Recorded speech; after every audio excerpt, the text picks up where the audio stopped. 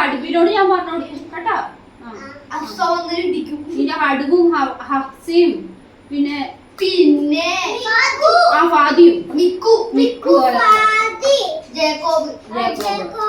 അവരെയൊക്കെ ഞാൻ അടിക്കും.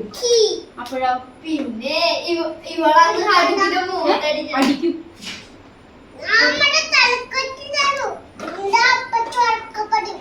ഏതാ അപ്പച്ചനോ? മുട്ടായി അപ്പച്ചനോ?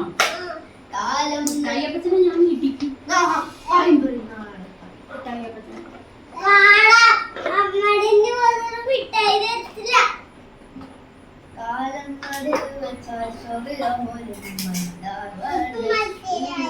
മനസ്സിലായി. സോറി, മാപ്പ്, കീഴടങ്ങി.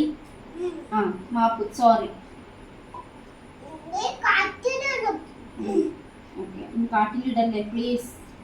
ഞാനിവിടെ ജീവിച്ചോട്ടെ. ആ